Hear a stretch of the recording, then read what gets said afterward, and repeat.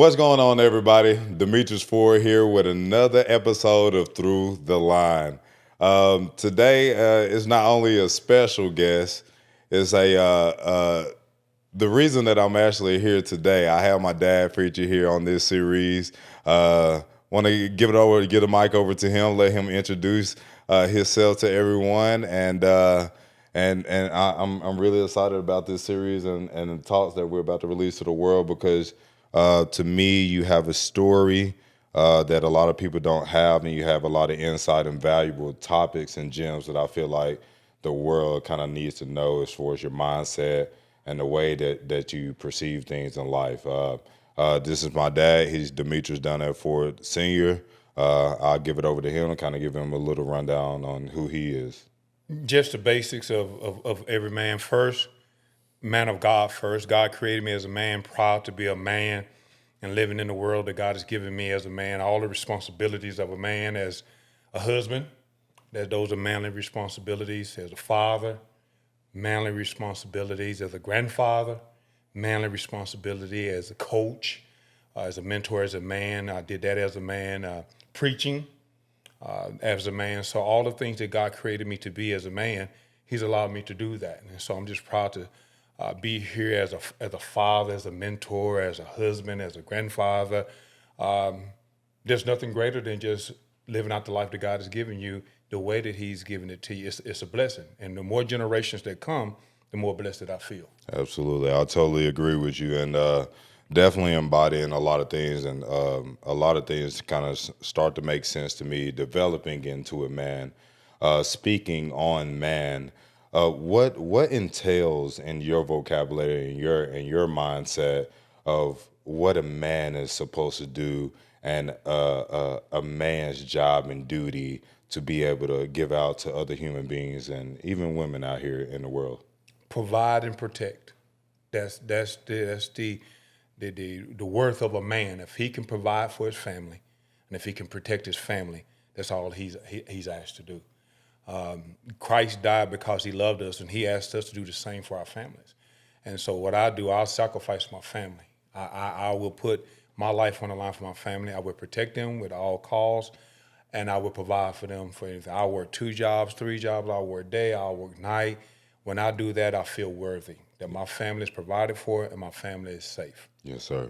Entails of being a man and body and manship, and manhood is a thing of very is a scarcity, is getting low as we move on in the years.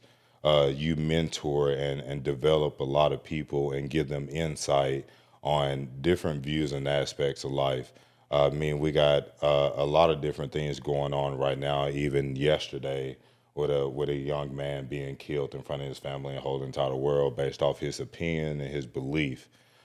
You've been pretty much grounded for a while now.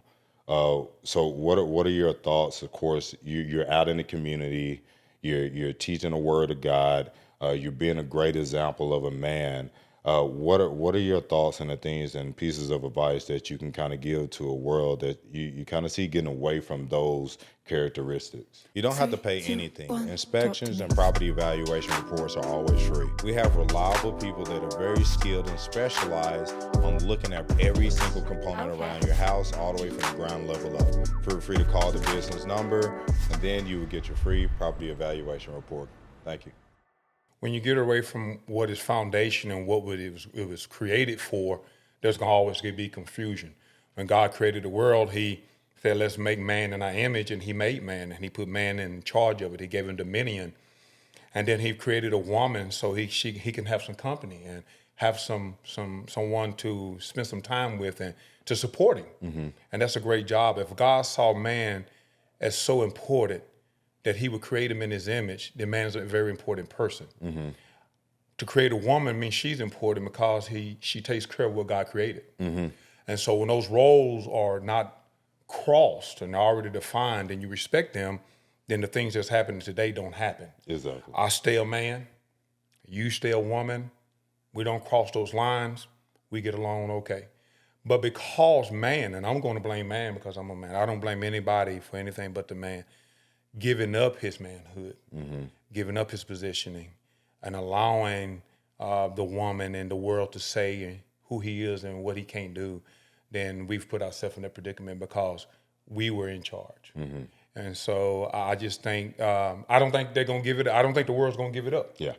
And so that's just the state that we're in. So me as a man, I live mine, I stick to mine. I don't push mine on nobody else. You live the life that you think you need to live. I'll live the life I'm going to live. And we just see who lived a better life. Absolutely so.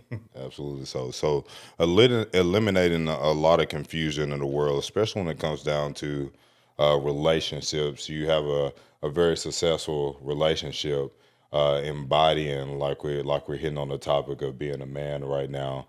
So what does leadership in a household look like to you? Partnership.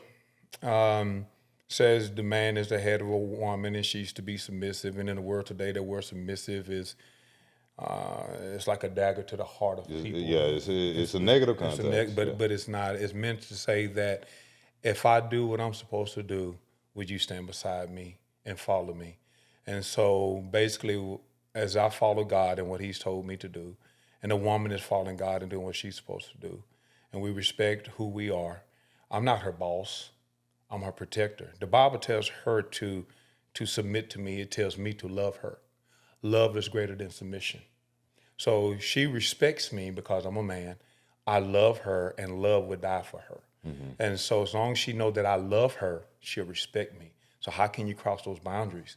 She's respecting me as a man. Even if I make mistakes, she allows me to be a man. And then I love her for respecting me. What better are you going to have in a relationship? What are you going to argue and fuss about? He loves me.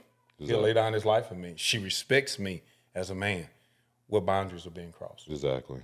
So the common denominator of any conjoint and bond of longevity within any relationship would be respect. Respect and communication. Sitting down and defining who you are, what you bring into the relationship, what your beliefs are, and decide if that's what you want to do. And if you can put that on the table and you shuffle it around and say, okay, that's what I want, but you can't go back on what you decided you're going to do. Once it's there, it's there. You know, you got to allow people to be who they are. Exactly. And so the relationships changes every year. I've been married for 26 years. Well, 26 don't look like year one. She's not the same woman. I'm not the same man as year 5.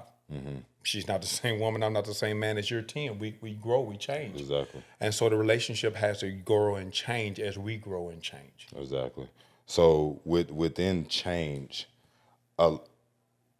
I feel like a lot of times a lot of confusion comes within a relationship, within people developing and changes. It's a natural thing to grow and to evolve. That's the reason why our bodies change. It's the reason why everything, all the characteristics changes on us as we get a little bit older.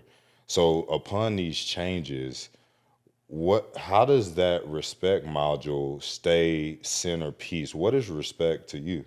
Well, you monitor and you adjust. If I see her growth, I can't expect her to still be the same person. Either I grow with her or I get left behind. So understanding is really bagging the respect module. Respect, always back to respect. So if she see me growing, and if I grow and the two have become one, she ought to really indulge in my growth. Like, hey, he's growing.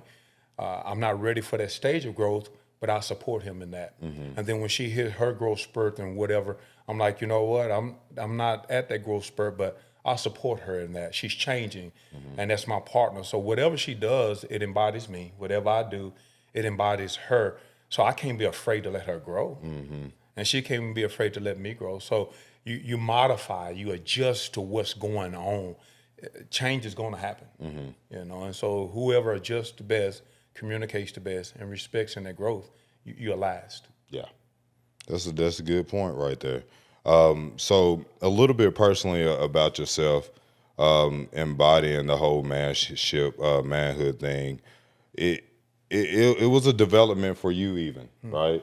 So let's go backwards in time of you developing yourself into a man.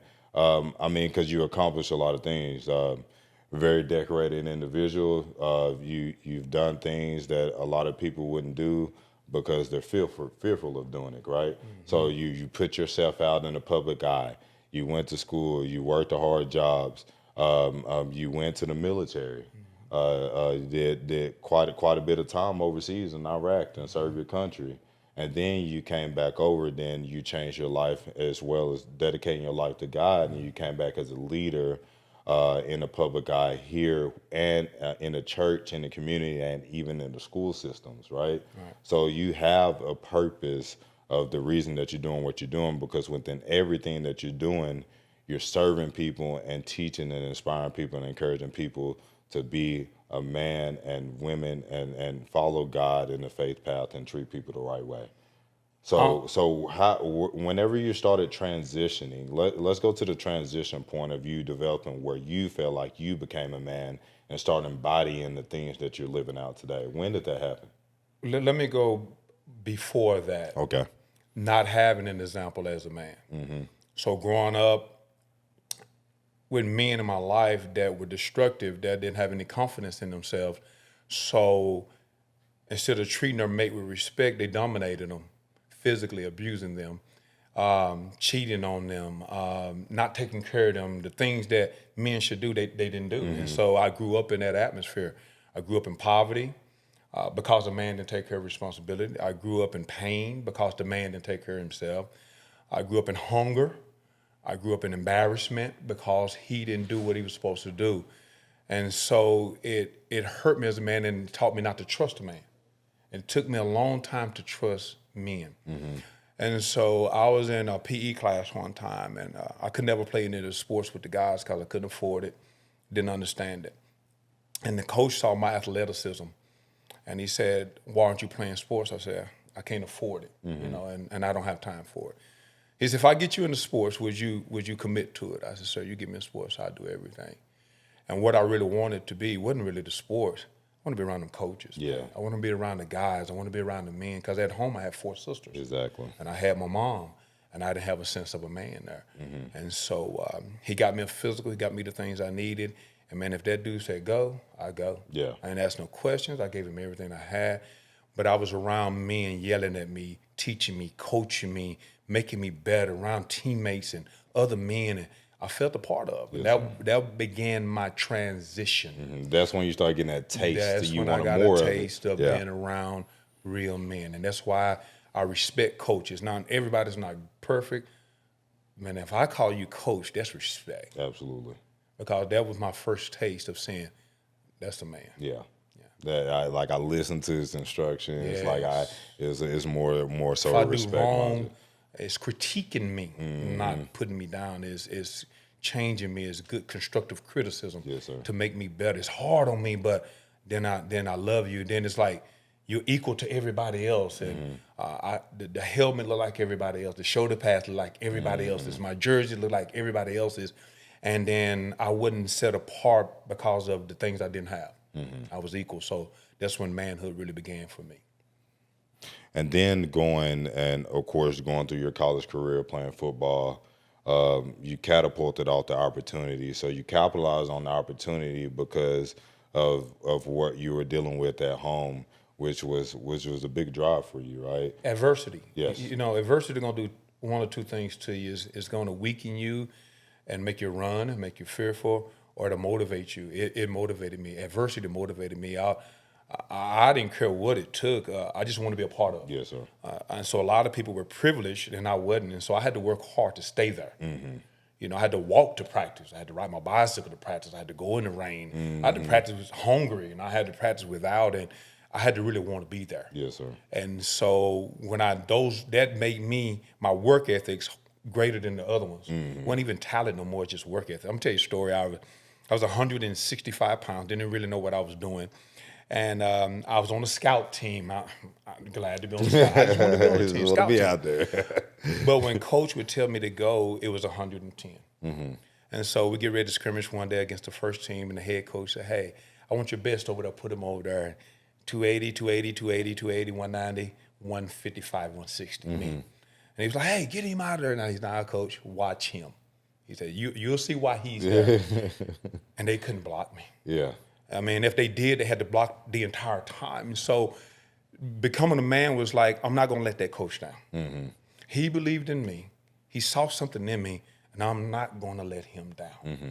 And so that began my career right there, working hard. Not Yeah. talent, didn't know what talent was, but I said, if I work hard, I can please him. Yes, sir. Yeah, and of course that's led to a successful marriage It did. because you had to work at it. You got to work. You didn't want to let your spouse down. Well, let me tell you something. I failed at first. Yeah. I mean, would you agree that success is overcoming failure? You better believe it.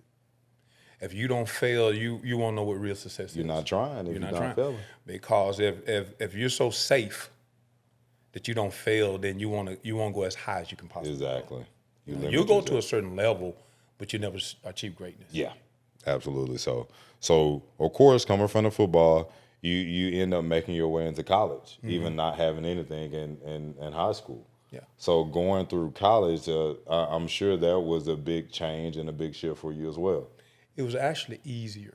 You don't have to pay anything. Inspections and property evaluation reports are always free. We have reliable people that are very skilled and specialized on looking at every single component around your house, all the way from the ground level up. Feel free to call the business number, and then you will get your free property evaluation report. Thank you. The reason it was easier, I had learned work ethics. I was supposed to get that scholarship. I was going straight to the military right out of high school because I didn't have a plan. I'm like, well, I just go to the military and I'll have a life. My senior year, man, I just exploded. I mean, I was the guy on defense. I was that man that they had the game plan to block, and it wasn't no big deal to me. It was just doing what Yeah, we're doing what doing. you're supposed to do. Just do what we do, and end up getting a couple of scholarship offers. And I'm like, okay, I tried this route. So when I got there, I was ahead of a lot of guys just because of the work ethics. Because of work ethic. So when I went to college, because I struggled so much and had to work hard in school, college was easy because I knew how to prep. I was very organized. I mean, I had a room with 4 sisters. I had to take care of my stuff, and I had to organize my stuff, you know, and I had to do those things. I had to be the man of the house because there wasn't one, and I had to get up early to get my shower and to do things, and I had to be ready. Very strategic. And that taught me discipline. And so when I got to college, it was easy. Just do what the teacher tell you to do. And so I'm in classes with smarter people. People that don't look like me because I'm going into education and coaching. And the professor said, I need 1, 2, 3. I give him 1, 2, 3. They give him 4, 5, and 6. He said, I don't want 4, 5, and 6. He count off. He count off. Yeah. So I make better grades than they do because I follow instructions. Exactly. You know? And that's very crucial because a lot of people, even if they try to go above and beyond extra, sometimes the extra is too much. It's just too much. You got to pay attention to the instruction and follow the rules. So going from there, what happens after college is over for you? Real life. So I'm thinking pro. I'm getting pretty good. I'm getting some accolades. And so I just asked my wife, I said, look, give me 6 months. Let me try it. Let me sacrifice my family. And if I don't make it in 6 months, I'm going to work. Yeah. And so I took those 6 months. I bust my behind. I worked and everything. I didn't make it. And so, hey, that chapter closed.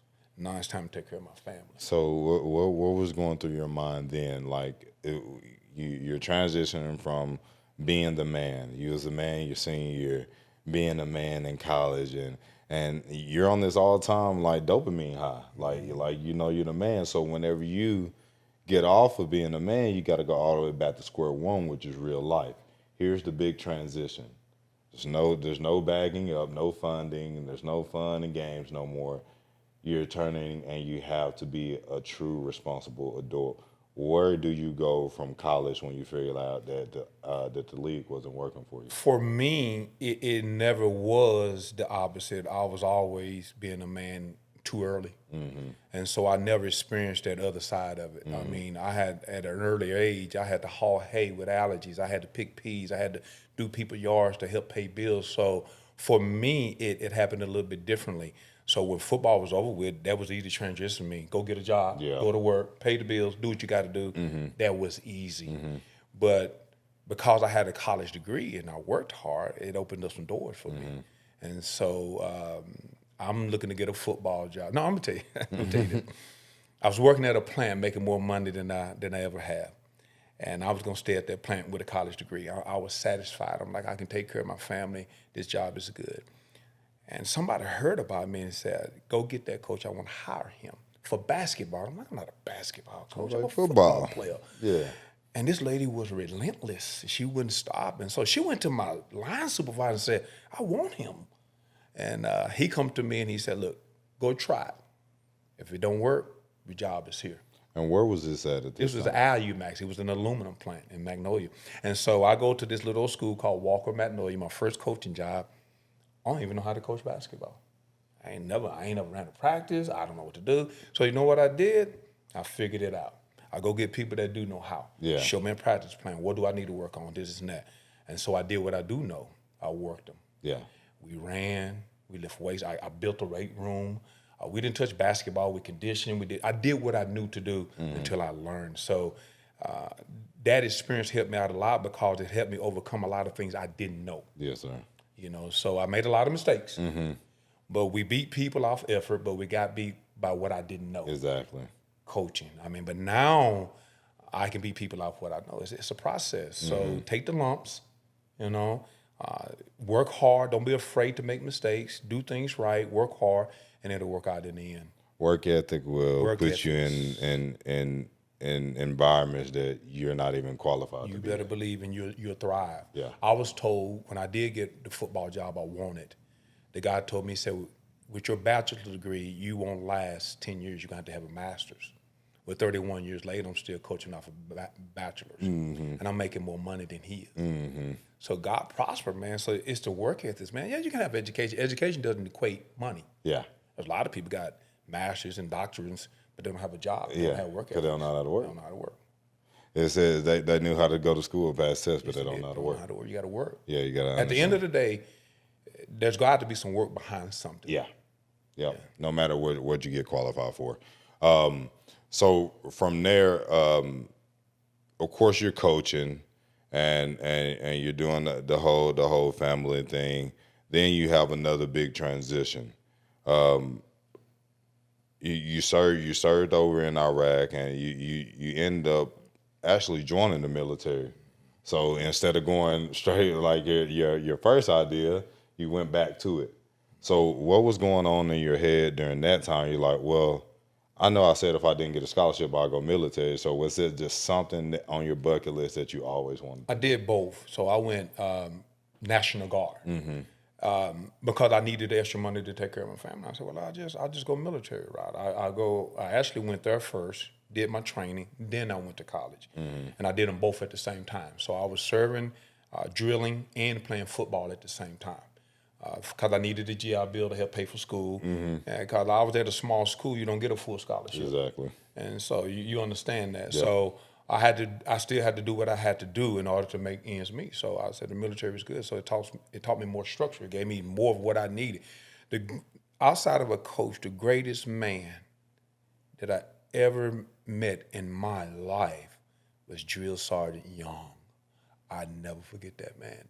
Those are great men. That Round Brown, getting down, taught me more of how to be a man. So I bring that coat, I bring my aspect as an athlete, and then I go in, I'm a soldier, and now all I gotta do is learn how to be a man for myself. You know, now I gotta figure out how do I put all this into a family, all this that I learned and do it that way. So yeah, I got some military and I said, well, I do part-time. And that's how I got in. And so I was doing them both at the same time. Yes, sir. So from there, what made you want to be able to leave and go overseas whenever it came down to military? Because part-time military, then you went active duty full-time. So what was going through your mind during that time? Well, it was a calling, and we never thought as a National Guard unit that we'd ever go to regular war, but we were spread out in so many places, Afghanistan, Iraq, and Egypt. We everywhere, man. And so we were shorthanded. And so they said, you guys are going, and we're not going nowhere. And so when that realism happened, so I had to train for 8 months in Texas, Killeen, Texas. And so I was away from my family for 8 months training.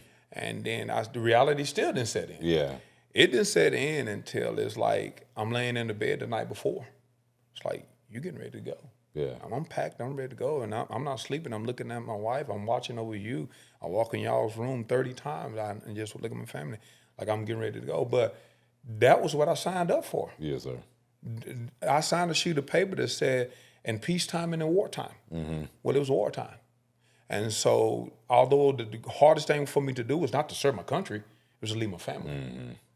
But I was prepared, house in order. I had a strong woman, and I knew she was going to hold it down, and she was prepared. We had did everything we needed to do that we could do to make sure that that transition went well. Yes, sir. Finances were good. If I don't come back, they're good. Bills are paid, things are taken care of, we're safe. Now I just got to focus on doing my job for my country and come back alive. Yes, sir. And so that's your focus. You go from, okay, this is happening. Yeah, this is real. This is real. Now how do I get back home? Yes, sir. So let's go do this mission. Let's go do the job. Let's get back to your family. So that becomes your mind. You think, man, I go to war, that's scary. No, it's not scary. You would be amazed at the adrenaline rush. Like, let's go do this. And I'm in leadership position. I got soldiers under me. And some people, and when on the send-off, they're like, Coach, bring my son back. So during that time, what was the feeling like whenever you truly discovered, like, hey, this is my duty to this earth. This is the reason why I got placed on this earth. What how does that feel for you? I had the calling a long time ago, but of course I didn't want it. And I ran and I ran. And as long as I would have stayed here, I'd have continued to run because I was comfortable with what I was doing.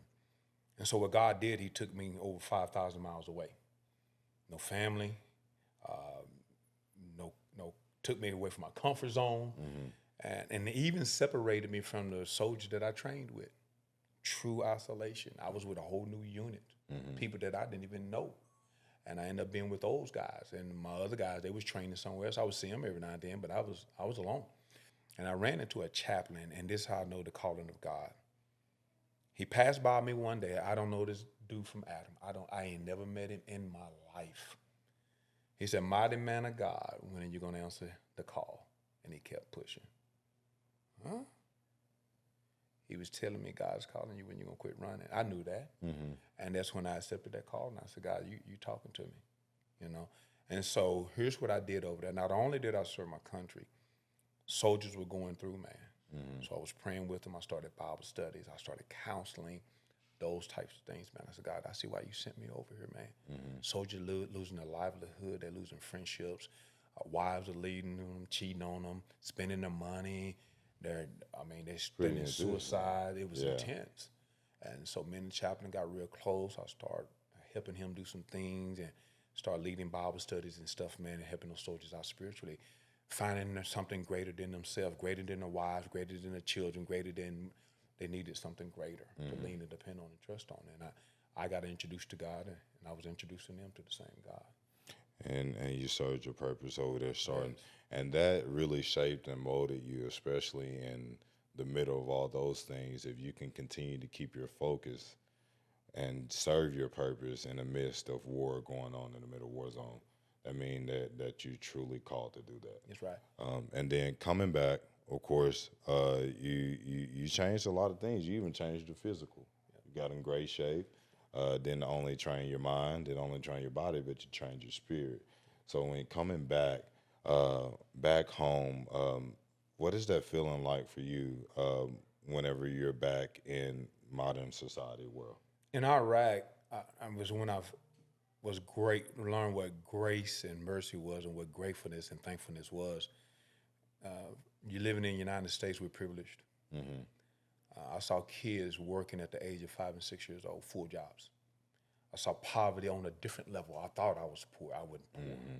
I saw a lot of things, man. I saw a lot of wrong things, and it changed my perspective on life. And so when I got back, I was grateful for what I had, and I began to build on what I had. No more complaining. Be thankful for what I got. Family became everything. All about family. I didn't care about money. I didn't care about positioning.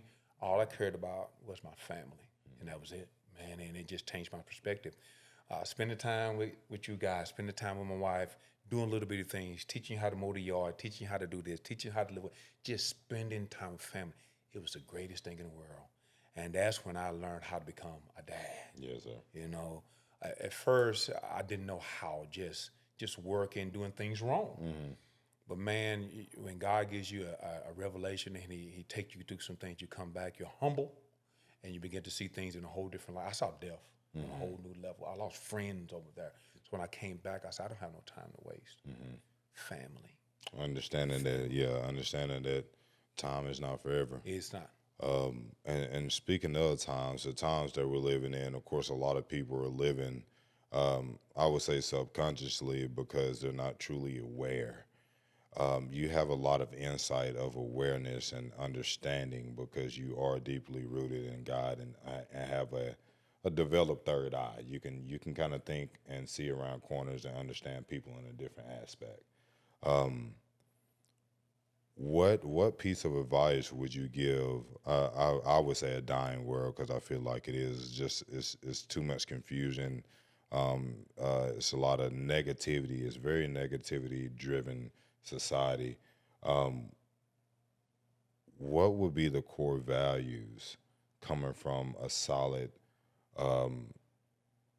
old school, not calling you old, old school ways that could really help and impact and at least put training wheels back on America and the world right now? Shh.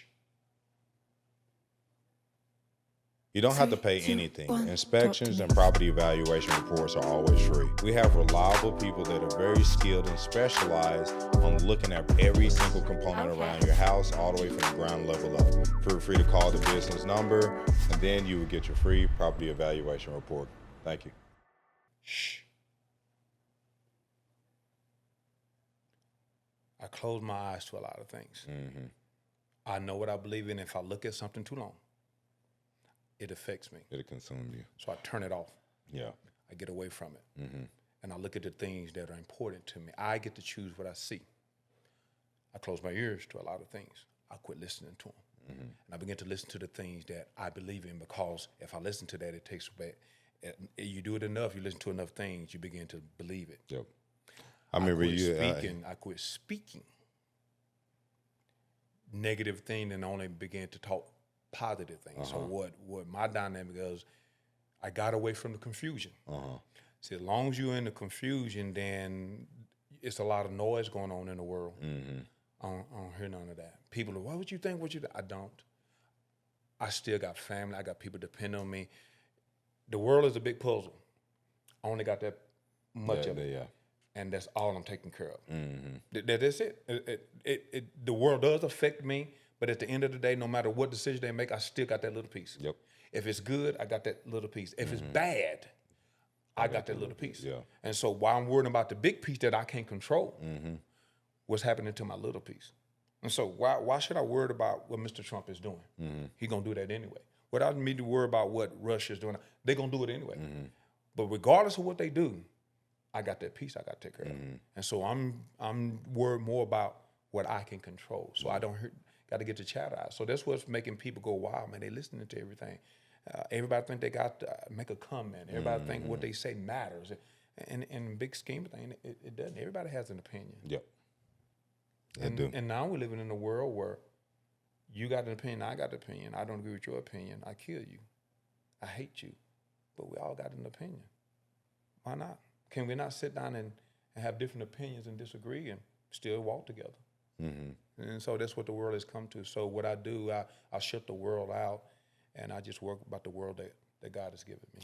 I like that analogy too, that you use, just the little puzzle piece, and the world is the big puzzle. I mean, the world is a beautiful place, and it can be a great thing. And if you got your little puzzle piece, everybody individual take care of that puzzle piece, then the puzzle comes together. That's it. And at the end of the day, regardless of what everybody else is doing, I know that my little part of the world is all right. Yep. And here's what I look at life in circles.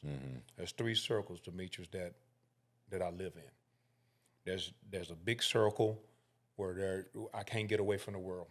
You're going to be in contact with people. You can't help it. You're going to be with believers, non-believers. You're going to be with whatever people want to be, because that's just life. Then there's a little bitty circle that I can't hardly put my hand in. That's the people that touch me. Those are the closest people that I trust. Very small. Those are the ones that matter. That's family, loved ones, and friends, and people that have sacrificed for me, and I sacrifice for them, that I know love me, and I don't let many people into that circle. Exactly. And so while that's being crazy and that's being crazy, I can control that. I get to control who touches me, who has an effect on my mind and my spirit. I get to control that. And so I don't worry about those other circles, man. I just know, hey, I got to go out here. But at the end of the day, I'm going back to my little circle, my family, my home, my loved ones, friends, and I'm good in that circle. And I can protect that circle. I can take care of that. Absolutely. Yeah. Controlling the controllable. That's it. That's what you got to do. Last question I have for you, before we wrap up this episode. Of course, being my dad, it was a lot of things that I couldn't like really like translate. But now getting older now, to be able to sit here in front of you, have conversations like this is very special for me. To be able to pick your brain on leadership a little bit before we end this episode. What does true leadership look like to you when it comes down to even woman and man serving in this world, to be able to live a better life and to be able to show people a great example? What does that intake on your end?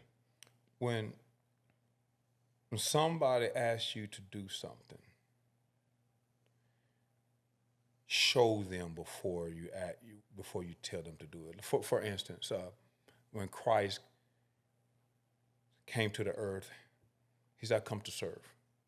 I show you how to serve." So he said, "That's leadership. It's not. I'm not telling you. I'm gonna show you." So a lot of people can tell you the right thing to do. They can draw it up for you. What does it look like? And so when Christ did, he came and he became the leader. He said, "Follow me. I'll show you how." And he sacrificed for us. He showed us how to lay his life down as a leader. I mean, this is God coming on a level of man he created and allowing them to kill him so he can bring them back to him. What a leader. A leader sacrifices. Anybody that comes in and said leader and said, "I need you to do this for me," and you're not a leader.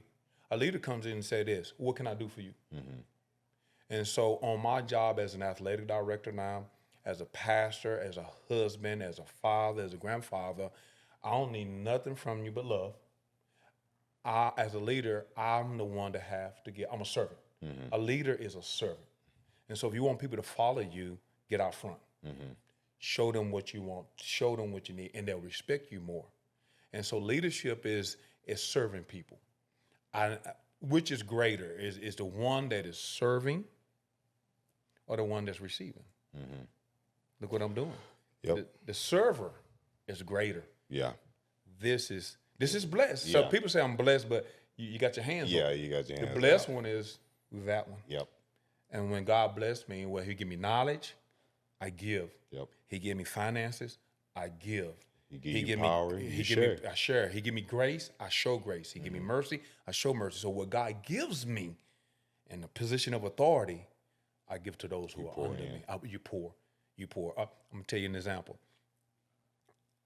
I'm over 9 coaches at a small school. I'm the dean of students, so I handle discipline a lot, and I'm over the middle school, some teachers, leaders. One of the custodians quit. The other custodians had to pick up her slack. So I said, until we find a custodian, I'm going to do her job. So I come in an hour early and do her job. At lunchtime, I do her job. And before I go home until we find a custodian. And so the kids, "Coach, why are you cleaning up?" Teamwork. Now guess what they're doing? They're picking up for me. Yep. The trash is outside now, waiting for me to put in the teamwork. They see me in a position of leadership, doing a lowly job, and everybody picks in and helps me out. It's easy. You know, teachers are respecting me. "Coach, we got you. The trash you picked up. Pick that up." You hear that? Leadership. That's leadership by example. Yeah. By example. Don't be too high. that you can't do a lowly job. Exactly. Because the reason that you do have your high of a job is because people below you is helping you do yours. Exactly. I can't do my job without them. Absolutely. So leadership from the front with a servant mentality, always finishing first, always finishing through the line. Yep, absolutely. So it's been a pleasure to talk with you, Dad. I sure do appreciate you for your time. Glad to have you. Glad to be Love here. you. Love you. Yes, sir.